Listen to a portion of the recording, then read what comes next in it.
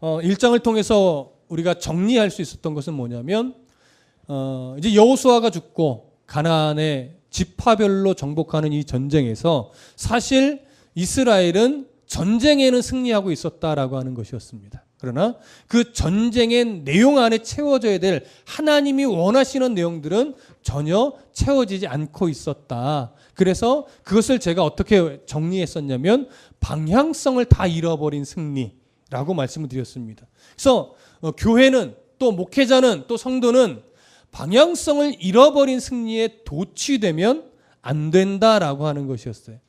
우리가 교회가 이 정도 커졌으면 됐지 뭐. 우리가 이렇게 성경 공부를 했으면 됐지 뭐.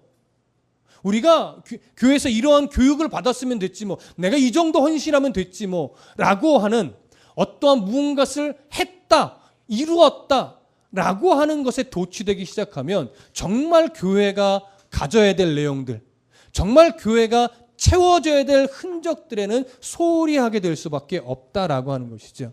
그것을 조심해야 되는데 지금 가나안의 전쟁을 하고 있는 지금 이스라엘 각 지파들은 승리는 했기 때문에 노예로 부리는 것 좀 뭐 어떠냐. 승리했으니 그들을 굳이 뭐 다 쫓아내지 않은들 뭐 좀 어떠냐. 승리했는데 뭐 산당이나 우상들 불태우지 않으면 좀 어떠냐. 어쨌든 우리가 승리하지 않았느냐. 지금 이런 반응을 계속 나타내 보이는 거예요. 그래서 하나님은 오히려 더 그게 안타까운 것이죠.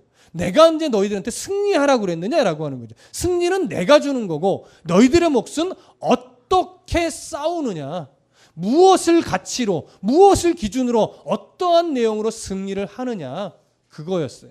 그것에 다 놓치고 있는 거예요. 그 대표적인 모델이 여리고 전쟁이었고 여리고 전쟁은 진멸하라 헤렘이라고 말씀드렸습니다. 그래서 헤렘은 철저하게 하나님 앞에 다 드리는 거예요.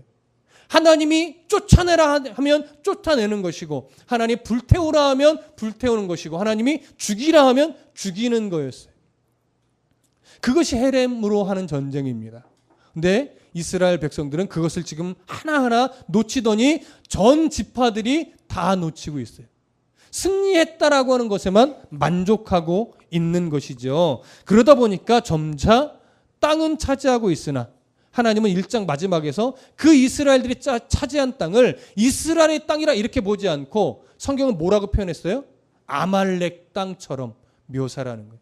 야, 니들이 차지는 했으나 나는 니들 땅이라고 보여지지 않는다. 그 이유가 뭐였습니까? 그 이유가 여러 가지가 있지만 사사기 1장 마지막 파트에 기록된 내용에서 보면 그 이유가 땅은 정복했으나 이스라엘은 결국 가나안 족속들 안에 이스라엘이 머무르는 거주하는 꼴이 돼버렸어요. 정치, 종교, 문화적으로 정치는 좀 빼고 종교, 문화적으로 아예 가나안의 문화 속에 이스라엘이 들어갔으니까 하나님을 잊어버렸다기보다 하나님도 섬긴다 하면서 오히려 실제로 살아가는 모든 가치 기준은 우상의 가치 기준을 따라 살아가고 있었다. 이런 결론을 맺게 되었었죠. 그것이 바로 불순종의 길이었습니다. 이렇게 불순종의 길을 걷고 있는 이스라엘에게 하나님은 여호와의 사자를 이제 오늘 본문에 보면 보내시는 거예요. 그래서 아주 중요한 메시지를 그들에게 전달을 합니다. 그 내용을 살펴보시죠. 2장 1절 함께 보겠습니다. 2장 1절 시작. 여호와의 사자가 길갈에서부터 복임으로 올라와 말하되 내가 너희를 애굽에서 올라오게 하여 내가 너희의 조상들에게 맹세한 땅으로 들어가게 하였으며 또 내가 이르기를 내가 너희와 함께한 언약을 영원히 어기지 아니하리니. 자, 저를 보세요. 시작을 이렇게 합니다. 여호와의 사자가 이 히브리어로는 말라크 예흐와 이렇게 되는 말인데 여호와의 사자라는 표현은요 성경에 종종 쓰입니다. 구약 성경 전체로 보면 한 41번 정도, 이 사사기라고 하는 이 성경 한 권으로 보면 한 15회 정도. 그러니까 구약에서 전체 한 41회 정도 쓰여졌는데 사사기에만 15회가 쓰여졌다는 것은 굉장히 많이 쓰여진 거예요. 근데 여호와의 사자라 하면 보통적으로 한 3가지 존재를 지칭해요.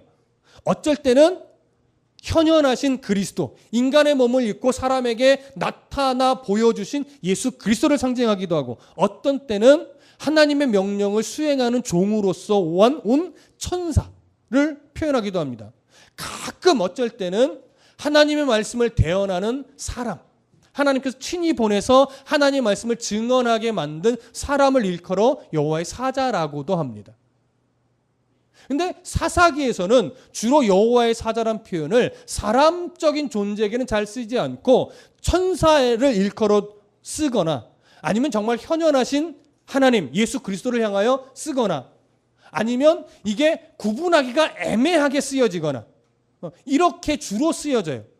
그러면 오늘 2장 1절에 표현하고 있는 여호와의 사자는 천사를 의미하는 걸까요? 예수 그리스도를 의미하는 걸까요? 이 두 가지를 우리가 조금 파악해 보면서 들어가는 게 좋을 겁니다.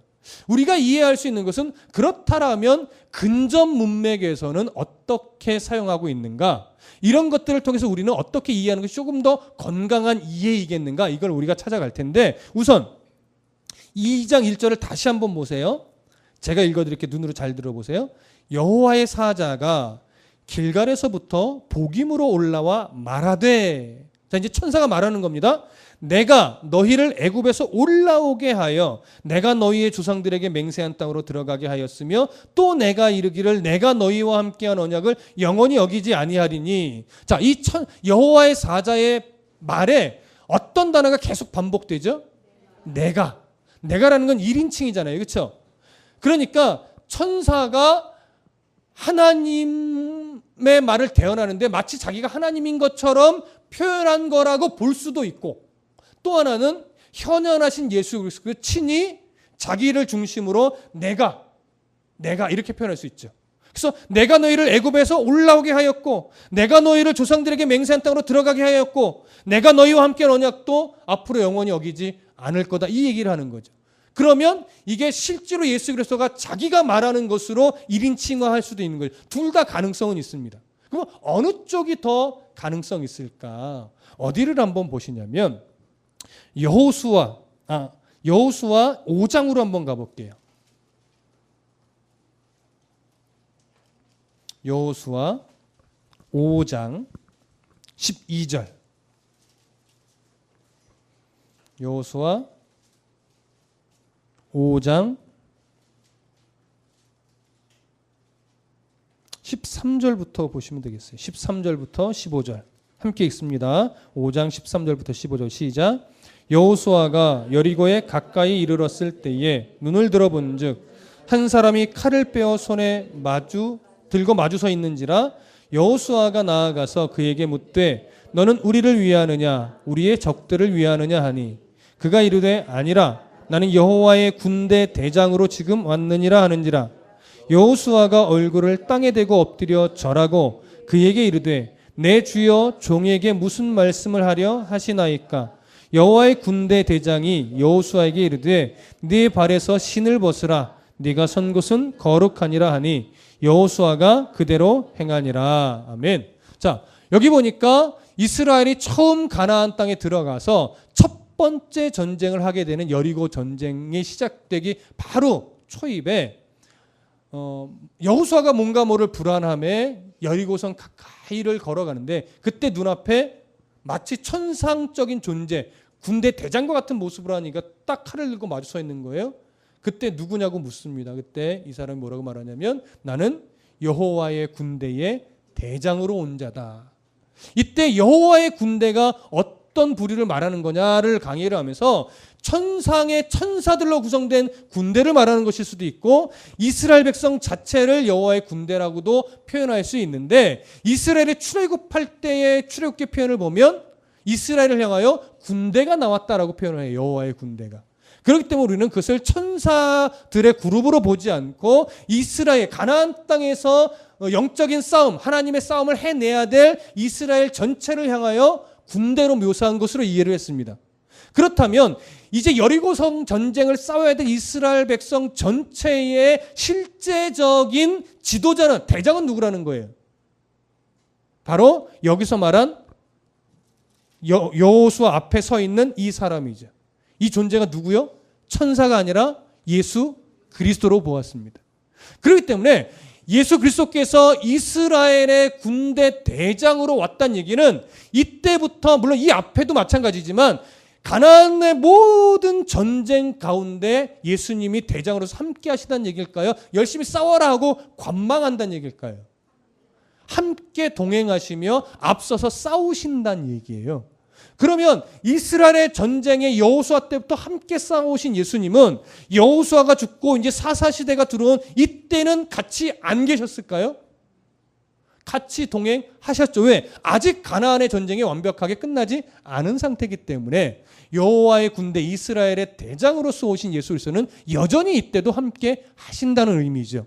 그렇기 때문에 1인칭으로 쓰여지고 있다라고 하는 것과 여호수아에서 여호와의 군대 대장으로 오신 예수님이 동행하고 계시다. 지금까지도 동행하시다라고 하는 측면으로 본다면 오늘 사사기 2장 1절에 나오고 있는 여호와의 사자는 천사로 보기보다는 누구로요? 예수 그리스도로 보는 것이 오히려 더 자연스럽다라고 하는 사실이죠. 그래서 우리는 오늘 이스라엘에게 말하는 이 주체를 바로 예수 그리스도로 이해를 하면서 본문을 들어갈 겁니다. 이해되시죠? 그렇게 예수님이 이제 불순종하고 있는 이스라엘에게 친히 오신 겁니다. 근데 이 예수 그리스도가 어디서부터 온다라고 지금 묘사를 해요? 길갈에서부터 어디로? 복임으로 올라온다라고 말하고 있습니다. 왜 하필 길갈에서 올까요? 이게 중요하겠죠. 길갈이 가지고 있는 중요한 의미 때문에 그렇습니다. 이런 길갈은 무슨 장소입니까?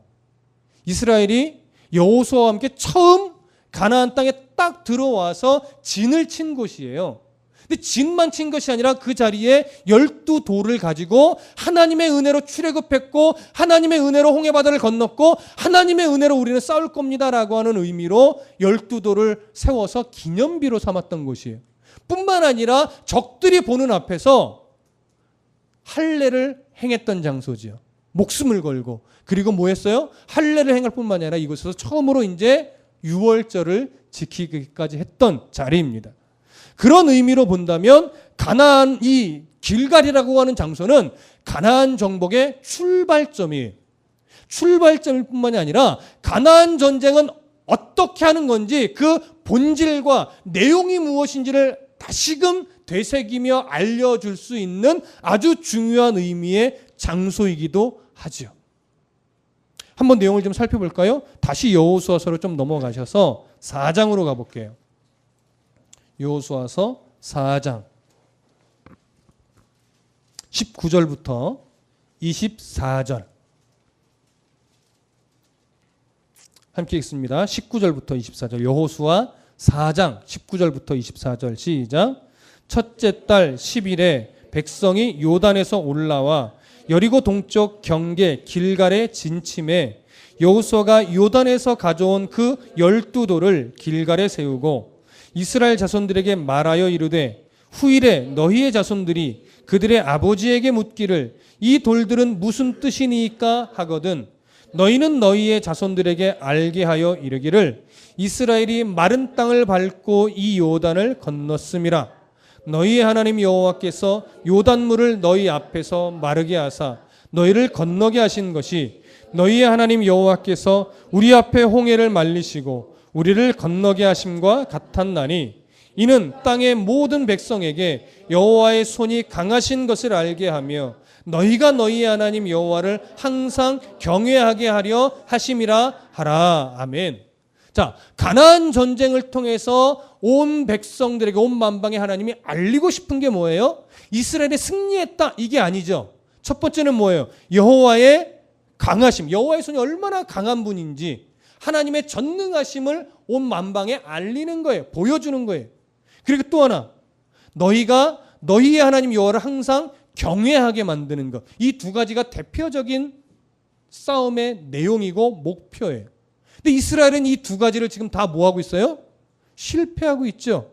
하나님의 강하심을 드러내기보다는 자기들이 잘 싸워서 마치 그 백성들 노예로 부리는 양 착각하고 있습니다. 뿐만 아니라 하나님을 경외하는 일에 실패하고 마음을 죄다 뭐에 뺏겨버려요? 우상에게 뺏겨버려요. 그리고 어떻게 하면 농사를 잘 지어서 우리가 편하게 땅을 차지하고 편하게 노예를 부리며 편하게 풍요를 누리며 즐길 수 있을까? 이런 쪽에 마음을 다 뺏겨버린 거예요. 그렇기 때문에 그들은 승리했으나 하나님은 그들의 승리를 인정할까요? 안 할까요? 하지 않습니다. 그래서 지금 하나님께서 왜 사사기 초입에 길갈에서 올라온다는 표현을 하고 있냐면 그들이 지금 길갈에서 하나님이 하셨던 말씀, 언약들을 다 잊어버렸고 그 언약에 대해서 다 패배하고 있었고 실패하고 있었다라고 하는 사실을 보여주고자 하는 겁니다. 그래서 길갈에서 온다라고 표현하는 겁니다. 굳이 예수님이 정말 길갈에서 이 땅하고 걸어서 왔다라는 의미로 보기보다는 길갈에서의 그 내용을 다 잃어버린 것을 강조하기 위해서 표현상 어떻게 해요? 길갈에서 복임으로 올라왔다. 이렇게 표현하는 한 것으로 이해하는 것이 오히려 더 옳은 이해일 것입니다. 자, 그래서 길갈에서부터 이제 여호와의 사자 예수 그리스도께서 올라오는데 어디로 와요? 복임으로 올라와요. 자, 복임이 어디일까요? 복임이란 말은 다른 데서 사용되지 않습니다. 그러다 보니까 복임이 원래 지명 이름이냐 아니면 후대의 어떤 사건으로 붙여진 이름이냐라고 하는 것에 있어서 대부분의 학자들은 오늘 사사기 2장 1절부터 5절의 사건을 거치면서 마치 별명처럼 이 땅을 복임이라고 이름을 붙였을 것이다 이렇게 봅니다. 그래서 본래 복임이라는 지명의 땅이 안 보여요. 역사적으로 봐도. 그러다 보니까 야 복임이 어딜까? 이런 견해들이 조금 많이 등장을 합니다. 그런데 대부분의 학자들이 공통적으로 그나마 인정하는 것이 어디냐면 이 복임이 아마도 베델일 가능성이 가장 많다 이렇게 봅니다. 그래서 그러면 왜 복임을 베델로 볼까? 몇 가지 좀 이유가 있는데 첫 번째는 사사기 20장 26절을 보면 이런 표현이 있어요. 모든 이스라엘 자손이 베델에서 울었다 이런 표현이 있습니다. 근데 복임이라는 자체가 우리가 내용을 보면 알겠지만 복임에서 하나님의 책망을 받고 이스라엘 백성들이 엄청나게 웁니다. 울고 제사를 드립니다. 그래서 복임이다 이렇게 이름을 짓게 돼요. 복임이라는 단어 자체도요. 우는 자들 이런 뜻이에요. 그래서 이 하나님 앞에서 울었다라고 하는 이 표현 때문에 나중에 베델에서 울었다. 이게 동일한 의미로 이해를 하는 시각으로 보면 아마 복임이 베델일 것이다. 이렇게 보는 거예요. 그리고 70인역이라고 하는 이제 구약 성경을 헬라어로 번역한 옛날 성경을 보면 거기에도 이 복임을 베델로 명시를 하고 있어요. 그리고 이 앞장 1장에서 요셉 가문의 타락이 어디서 시작이 됐죠? 바로 베델에서 시작이 됐죠. 베델에서 나오는 사람과 비밀 통로를 알려달라 해서 하나님이 허락하지도 않은데 함부로 언약을 맺고 그들을 살려주는 일을 베델에서 했단 말이에요. 그래서 요셉 가문의 타락이 베델에서 시작도 했고 또 나중에 이제 후대 이야기지만 아모스서에서도요. 이 베델의 아모스가 베델로 올라가서 하나님 말씀을 외치는 장면이 나옵니다. 그래서 이런 여러 가지 정황들을 종합해 볼 때 복임을 베델로 보는 것이 그래도 가장 자연스럽지 않나 이렇게 보기 때문에 베델로 보는데 굳이 이걸 아니다 이렇게 말할 필요는 없을 것 같아요. 그래서 우리도 이 복임을 베델로 이해를 하고 보려고 합니다. 무슨 말씀 이해되시죠? 자, 그러면 다시 정리하겠습니다. 2장 1절을 보시면 이렇게 여호와의 사자 예수 그리스도께서 하나님이 가나안의 전쟁의 의미를 깊이 처음에 새겨주신 장소 길갈에서부터 그 의미를 가지고 복임으로 올라옵니다. 그러고서 이제 하나님이 예수 그리스도께 오셔서 하고자 하는 메시지를 증언하시는데 그 내용이 이거죠. 내가 너희를 애굽에서 올라오게 하여 내가 너희의 조상들에게 맹세한 땅으로 들어가게 하였으며 또 내가 이르기를 내가 너희와 함께한 언약을 영원히 어기지 아니하리니. 하나님 말합니다. 내가 너희를 출애굽시켰고 너희를 가나안 땅에 오게도 했고 길갈에서 언약을 맺고 기념비를 세우며 이렇게 싸우라고 약속했었다. 그리고 나는 여호수아 때부터 그 언약을 신실하게 지켜서 너희들에게 승리를 계속 주어왔다. 나는 계속해서 그 언약을 지켜내서 결국 너희들에게 원하는 목적지까지 내가 도착하게 만들고야 말 거다. 이건 하나님의 약속이며 의지예요. 근데 왜 이 표현을 하냐면 그런데 너희들은 분명히 이 언약을 신뢰하지 못하고 지금 어그러진 길을 가고 있다. 불순종의 길을 가고 있다. 그러니 나는 내 약속을 분명하게 지켜내겠지만 너희들에게 이제부터 책망할 것은 분명하게 책망하고 너희를 징계할 것은 분명하게 이제 징계하겠다. 그냥 두고 보지는 않겠다. 이 얘기를 하시는 거예요. 왜? 사랑하니까. 무슨 말씀인지 이해되시죠? 자, 그런 의미를 담고 있습니다. 그렇다면 이제 2절로 넘어가 볼게요. 함께 읽습니다. 시작. 너희는 이 땅의 주민과 언약을 맺지 말며 그들의 제단을 헐라하였거늘 너희가 내 목소리를 듣지 아니하였으니 어찌하여 그리 하였느냐. 자, 하나님의 명령을 망각한 승리에 대해서 하나님이 책망하십니다. 그 땅 거민과 약속하지 말라 했는데 너희들은 왜 언약을 함부로 맺었느냐. 그들의 제단을 헐라하였는데 너희는 왜 헐지 않고서 그들의 우상들에 섬기며 그 우상들의 올무 잡혀져 있느냐. 너희들이 내 목소리를 듣지 않은 것 아니냐. 이 부분을 지금 정확하게 지적을 합니다.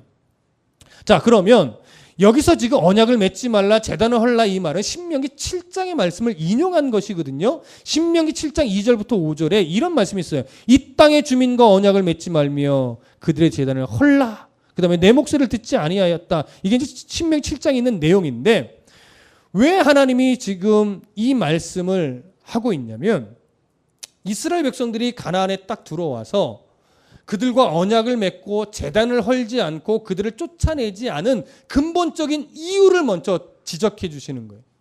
여러분, 그들이 쫓아내지 않은 이유가 뭐라고 말씀을 드렸었죠? 가나안 땅에 딱 들어오니까 뭐가 제일 먼저 그쳐요? 그동안 하나님 주셔서 먹게 했던 만나가 그쳐요. 그러니까 그때부터 뭘 먹기 시작해요? 가나안 땅의 소출을 먹기 시작해요. 물론 아직 농사를 지은 적이 없기 때문에 전쟁하여 얻어낸 전리품으로 곡식을 이제 얻을 거 아니에요. 그걸로 먹고 살기 시작을 하는 거예요. 그렇게 해서 이제 차근차근 전쟁을 하다 보니까 아직 전쟁이 끝나지 않았는데 머릿속에서는 뭘 염려해요?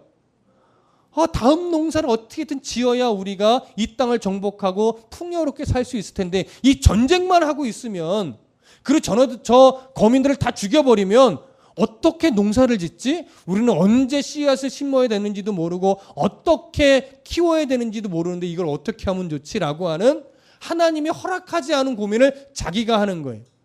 그래서 결국은 전쟁에선 승리했지만 그런 자기의 걱정 때문에 그들을 노예로 삼고 그들을 통해서 농사를 짓게 하고 그러면서 농사의 기술을 배우고 농사의 기술은 항상 음력과 관련이 있고 음력은 항상 우상 숭배와 맞물려 있는 것이기 때문에 농사 기술을 배운다 하지만 농사 기술은 항상 우상 숭배의 습관을 배우는 것과 똑같은 역할을 하는 겁니다.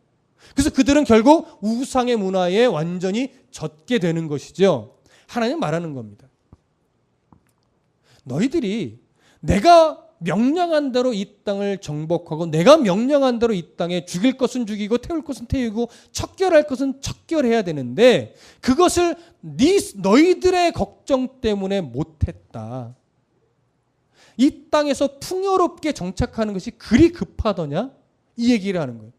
그들이 도움이 없으면 너희들이 농사를 망치도록 내가 그냥 내버려 둘 것 같았느냐? 사실은 이 책망을 하는 거예요.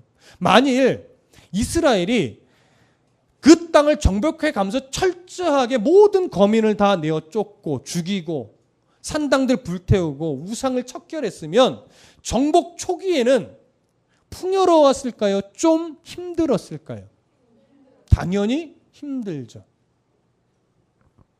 그러나 죽었을까요? 안 죽었을까요?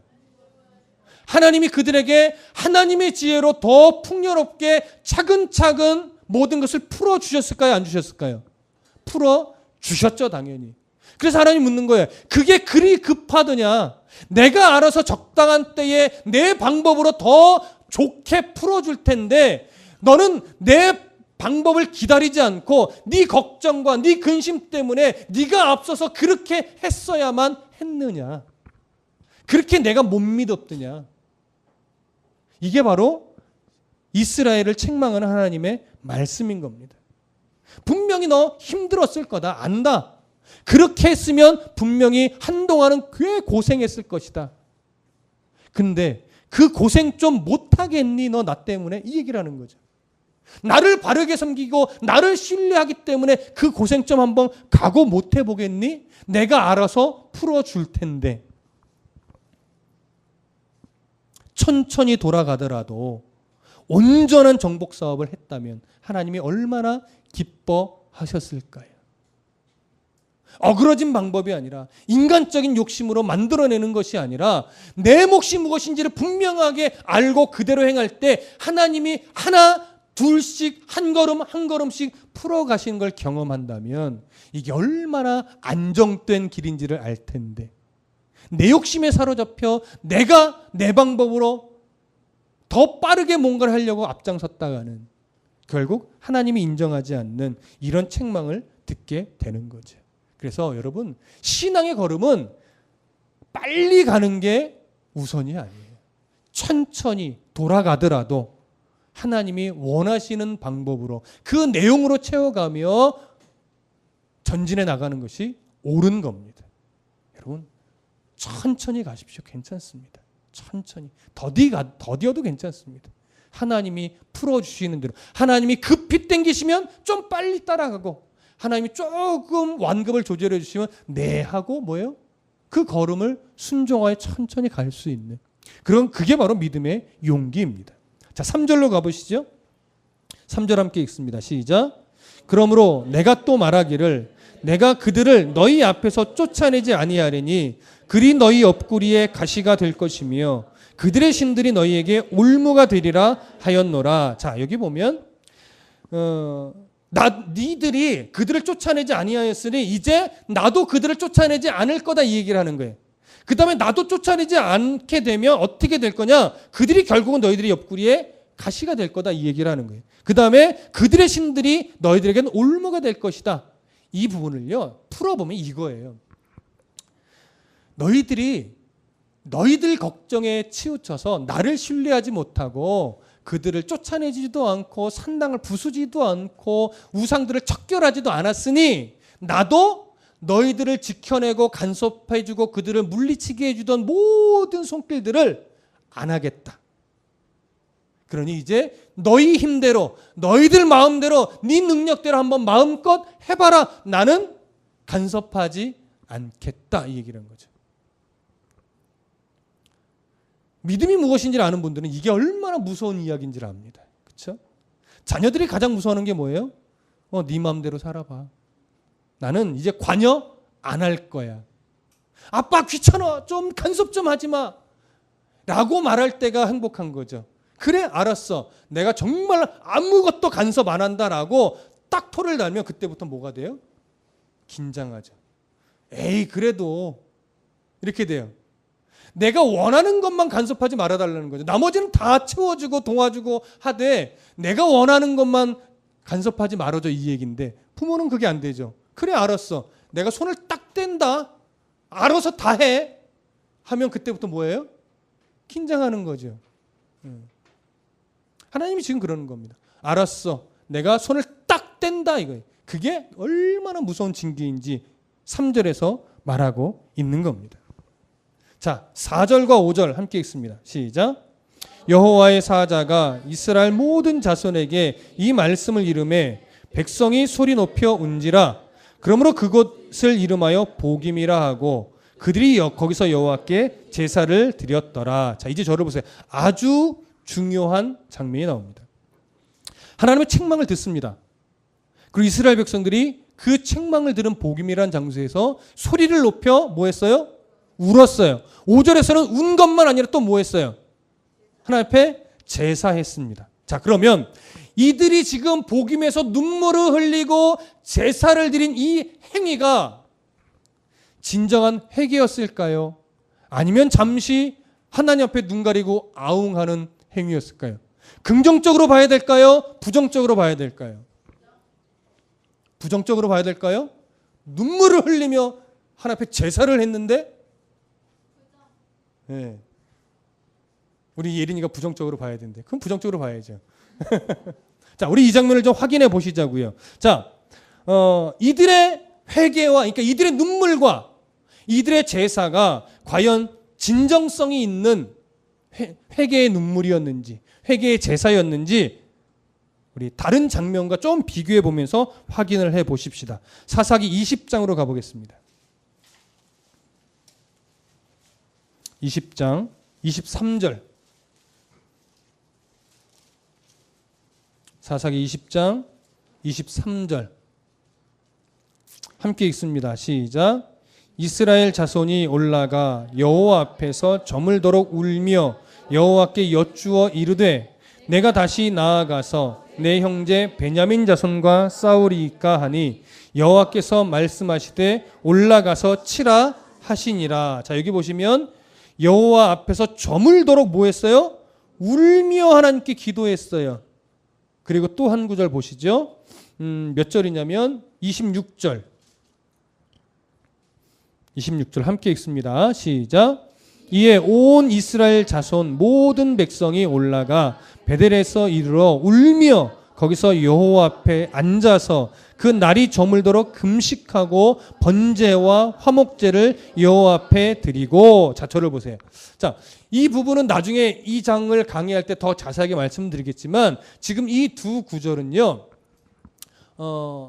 이스라엘 백성 안에 베냐민 지파와 다른 지파들의 연합군과의 싸움의 내용을 이야기하는 겁니다. 그래서 베냐민 지파가 말하자면 동성애의 큰 죄악을 저질러요. 에브라임 지파에 속한 레위 제사장의 첩을 죽게 만들고 동성애의 큰 잘못을 저질렀을 때 반성하지 않고 그 불량배들 내놓을 수 없다. 연합군에게 그렇게 말하자면 대든 거예요. 우리랑 싸우려면 싸우자. 이렇게 나온 거죠. 그래서 연합군이 하나님 앞에 묻습니다. 하나님, 저들과 누가 먼저 앞장서서 싸울까요? 라고 할 때 하나님, 유다 지파가 가라. 그래서 유다 지파와 싸우는데 이들이 베냐민 지파가 분명히 잘못했음에도 불구하고 연합군 중에 유다 지파가 패배합니다. 첫 번째 싸움에서.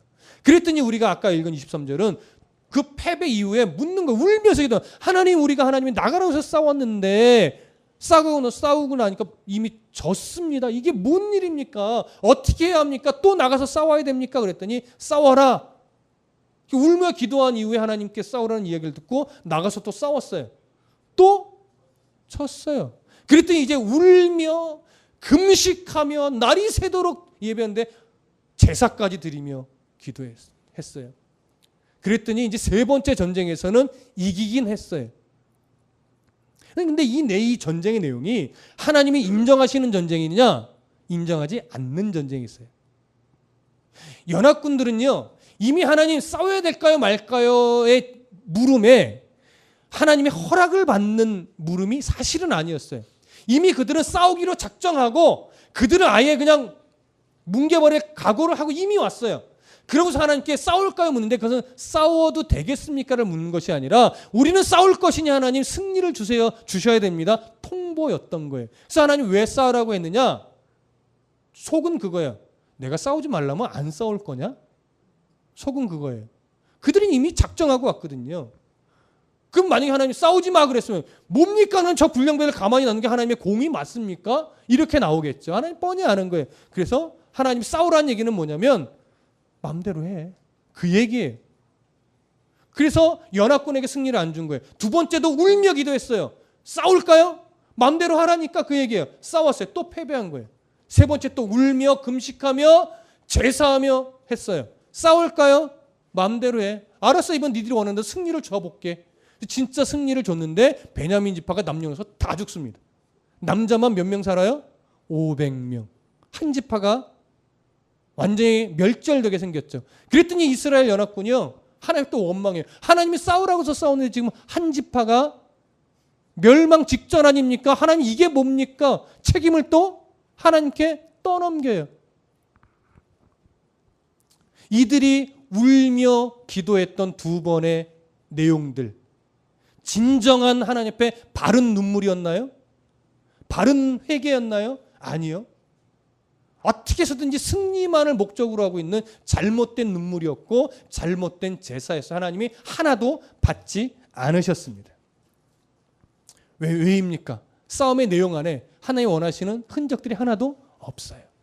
자, 그렇다면 오늘 본문으로 다시 돌아오셔서 이스라엘 백성들이 하나님 앞에 책망을 받고 눈물을 흘려요. 그리고 제사를 해요. 근데 성경은 사실적인 묘사만 하고 있고 그것에 대한 평가를 하지 않아요. 그래서 우리가 이들의 눈물과 이들의 제사를 어떻게 봐야 하는가에 대한 의문이 생기는 거예요. 그렇다면 근접 문맥에서 어떠한 내용을 담고 있는가를 먼저 보시면 어느 정도 우리가 상황을 이해할 수 있을 겁니다. 어디를 보시냐면 2장 10절을 먼저 보시죠. 2장 10절 함께 읽습니다. 시작. 그 세대의 사람도 다 그 조상들에게로 돌아갔고 그 후에 일어난 다른 세대는 여호와를 알지 못하며 여호와께서 이스라엘을 위하여 행하신 일도 알지 못하였더라. 긍정적인 내용입니까? 부정적인 내용입니까? 부정적인 내용이죠. 하나님을 알지 못하였더라. 이제 다시 11절부터 15절까지를 읽어보겠습니다. 시작.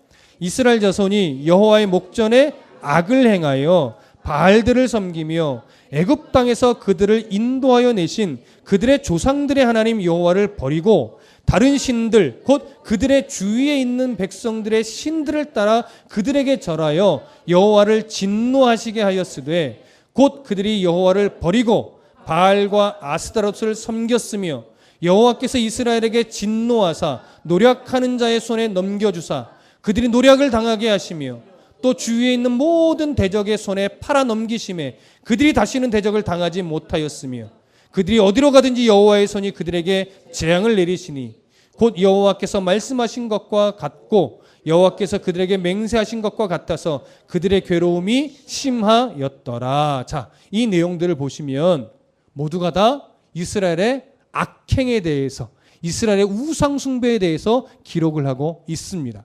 그렇다면 만약에 복임에서 이들의 눈물과 제사가 진정성 있는 바른 회개였다면 당연히 그 이후에 그 회개에 합당한 내용들이 흔적들이 기록되어야 함이 마땅하죠.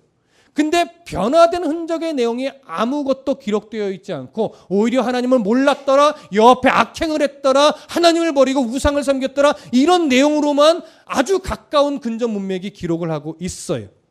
그렇다면 우리는 이들이 눈물과 제사를 진정한 회개로 보기 어렵다는 것을 이제 우리는 압니다. 만약에 진정한 회개였다면 이 눈물 이후에 이 제사 이후에 완전하게 쫓아냈고 완전하게 산당을 불태웠고 우상들을 척결했다라고 하는 조그마한 기록이라도 있었어야만 합니다. 어떤 내용도 하나님이 기뻐할 만한 내용의 흔적이 전혀 없습니다. 그래서 우리는 이들의 눈물을 그러면 어떻게 봐야 되는가? 분명히 부정적인 건 확인했어요. 어떤 의미로 울은 걸까? 왜 제사를 드린 걸까? 이걸 하나 해야 되겠죠. 아마 두 가지로 볼 수 있는데 첫 번째는 하나님의 징계가 무서웠을 겁니다. 이 징계를 좀 그나마 좀 피해보자. 징계를 맞으면 너무 힘들지 않는가? 그러니까 징계를 피하기 위한 의도로 울며 제사했을 것이고 또 하나는 이런 게 있었을 거예요. 지금 누리고 있는 가나안 사람을 노예로 부리고 그들의 신을 섬기면서 뭔가 하는 것 같은 종교적인 카타르시스를 느끼는 것 이런 것들이 좋은 거예요. 근데 하나님 말씀대로 다 버려야 되는데 버리기는 아까운 거예요. 근데 또 하나님의 징계가 무섭기도 해요. 그러니까 울며 제사를 드리면서 잠시 하나님의 마음을 뭐 하고 싶은 거예요? 달래고 싶은 거예요. 신을 달래는 거죠. 그래서 징계는 살짝 피한 이후에 어떻게 해요? 하나님 조금 누그러지시는 것 같으면 다시 그 즐거움을 누리고 싶은 얄팍한 계산이 그 안에 있는 겁니다. 하나님이 이들의 이 제사와 이 눈물을 결코 기뻐받지 않으셨을 겁니다. 그렇다면 우리는 여기서 이제 확인해야 될 게 있습니다. 꼭 눈물을 흘리고 꼭 제사를 잘 드리면 하나님이 기뻐하시는 걸까? 그러면 회개란 뭘까? 여러분, 눈물 없이 회개가 가능할까요? 가능하지 않을까요? 눈물 없이. 회개는요, 잘 들으십시오. 보통은 눈물이 동반이 되는 건 맞습니다. 회개의 마음이 올라간다는 건 지난날의 잘못이 정말 죄였구나를 깨닫는 건데 왜 눈물이 안 나겠습니까? 그러나 회개는요, 눈물 없이도 가능합니다. 이것은 무엇을 강조하기 위함이냐면 회개는 눈물을 흘리는 것이 회개가 아니라 그 잘못된 것을 깨닫고 고치는 과정까지 가야 그게 회개라는 거예요. 우리는 뉘우치는 자리까지만 가놓고서 회개라고 생각을 하죠. 회개는 뭐예요? 뉘우칠 회, 고칠 게죠. 뉘우쳐서 고치는 자리까지 가야 돼요. 그래서 회개라고 하면 마음의 잘못을 인정하고 그것을 고치는 흔적이 나타나야만 해요. 그래서 이들 안에는 잘못된 것을 고치는 흔적이 전혀 없기 때문에 회개로 볼 수 없는 겁니다. 신앙인의 약점 중 하나가 뭐냐면 눈물로 때우려고 한다는 것이에요. 눈물로 그냥 신앙의 모든 걸 때우려고 해요. 그냥 주예전에 와서 눈물 한번 흘리면 모든 게 다 해결된 것처럼 생각해요. 막상 돌아가면 삶은 똑같고 변하는 건 없고 뭔가 하나님 앞에서 바르게 살아가려는 노력들은 하지 않고 그냥 마음이 답답하고 뭔가 잘못한 것 같으면 교회에 와서 눈물 흘려 기도했으면 마음이 홀가분해지는 것 같고 그래서 나아가서는 또 똑같고 그건 뭐예요? 회개가 아니죠. 회만 하고 가는 거예요. 개까지 안 가요. 회했으면 개까지 가야 되는데 그렇죠?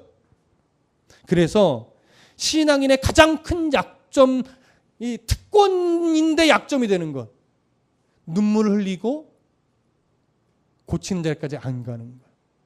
우리만이 하나님 앞에서 눈물을 흘리고 고치는 자리까지 가는 특권을 부여받았는데 눈물로 그냥 때우고 끝나려고 해요.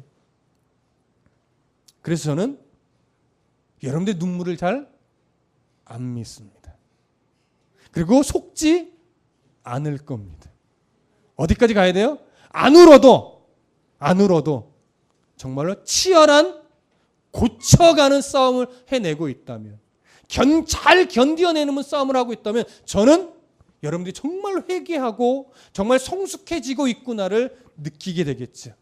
근데 아무리 입에 발린 소리하고 아무리 교회에 와서 눈물 콧물 다 짜도 삶에 그런 변화된 흔적이 보이지 않으면 저는 아직 그리스도 안에서 어린아이와 같으시구나 이렇게 생각을 하겠죠. 그래서 우습게 보는 것이 아니라 더 기도해드리고 더 돕겠죠. 그러니까 우리는 신앙생활을 어떻게 돼요? 눈물로 승부하려고 하지 마시고 열심히 찬송하는 걸로만 승부하려고 하지 마시고 예배 안 빠지는 걸로만 신앙생활을 승부하려고 하지 마시고 매일매일 정말 영적 긴장감을 가지고 내가 성도인가에 대한 인식을 잊어버리지 않고 내 삶을 무슨 내용으로 채워갈 것인가에 대한 이 바른 인식과 바른 싸움으로 채워가신다면 아마 분명 우리는 하나님이 기뻐하시는 그런 승리의 성도가 되리라 믿어 의심치 않습니다. 그런 흔적들을 통해서 정말 하나님 앞에 그리스도 안에서 조금 더 성숙한 어른의 신앙으로 자라가시기를 간절히 소원합니다. 기도하겠습니다.